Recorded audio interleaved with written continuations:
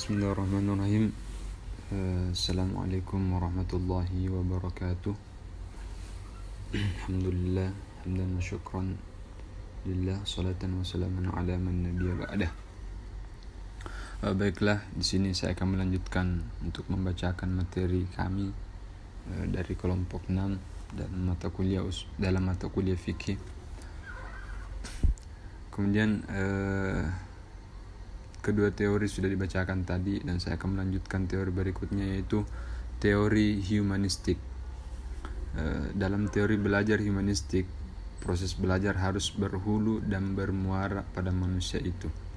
Meskipun teori ini sangat menekankan pentingnya isi dari proses belajar, dalam kenyataan teori ini lebih banyak berbicara tentang pendidikan dan proses belajar dalam bentuknya yang paling ideal. Dengan kata lain, teori ini lebih tertarik pada ide belajar dalam bentuknya yang paling ideal daripada belajar seperti apa adanya. Teori apapun dimanfaatkan asalkan tujuan daripada teori itu adalah memanusiakan manusia atau mencapai aktualisasi diri dan sebagainya agar dapat tercapai.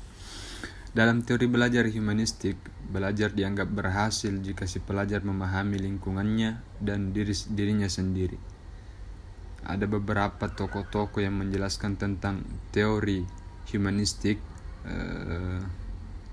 Di sini termasuk yang pertama adalah Carl Rogers, yang menjelaskan bahwa Rogers kurang menaruh perhatian kepada mekanisme proses belajar. Belajar dipandang sebagai fungsi keseluruhan pribadi. Mereka berpendapat bahwa belajar yang sebenarnya tidak dapat berlangsung bila tidak ada keterlibatan intelektual maupun emosional si peserta didik. Nah, oleh karena itu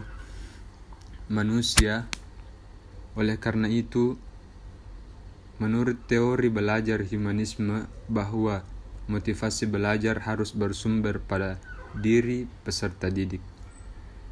Roger membedakan dua ciri belajar, yaitu belajar yang bermakna dan belajar yang tidak bermakna. Maksudnya adalah belajar yang bermakna terjadi jika dalam proses pembelajaran melibatkan aspek pikiran dan perasaan peserta didik.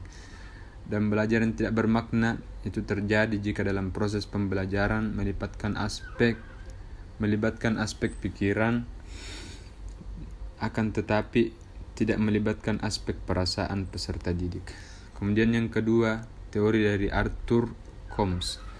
Combs memberikan lukisan persepsi diri dalam dunia seseorang seperti dua lingkaran besar dan kecil yang bertitik pusat pada satu. Lingkaran kecil adalah gambaran dari persepsi diri dan lingkaran besar adalah persepsi dunia. Makin jauh peristiwa-peristiwa itu dari persepsi diri, maka makin berkurang pengaruhnya terhadap perilakunya.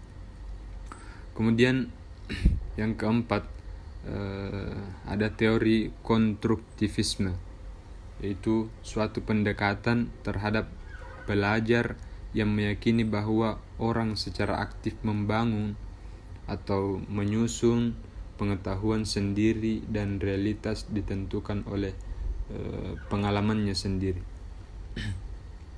Adapun beberapa tokoh dari teori konstruktivisme ini menjelaskan, salah satunya itu dari Jerome Bruner. Jerome Bruner mengatakan bahwa banyak memberikan pandangan tentang perkembangan kognitif manusia. Bagaimana manusia belajar atau memperoleh pengetahuan, menyimpan pengetahuan dan mentransformasikan pengetahuan tersebut. Kemudian yang kedua, ada John Dewey. John Dewey menjelaskan bahwa berpandangan bahwa sekolah seharusnya mencerminkan kehidupan masyarakat secara lebih besar dan kelas adalah laboratorium untuk memecahkan masalah kehidupan nyata. Kemudian yang ketiga ada Lev Vygotsky. Menurut dia, perkembangan intelektual dapat ditinjau dari konteks historis dan budaya dari pengalaman anak. Kemudian yang keempat ada Jean Piaget. Jean Piaget dikenal sebagai tokoh konstruktivisme yang pertama. Piaget menegaskan bahwa penekanan teori konstruktivisme adalah pada proses untuk menemukan teori atau pengetahuan yang dibangun dari realita. Itu saja dari materi kami. Kurang lebihnya mohon dimaafkan. Wabillahi taufiq wassadah. Assalamualaikum warahmatullahi wabarakatuh.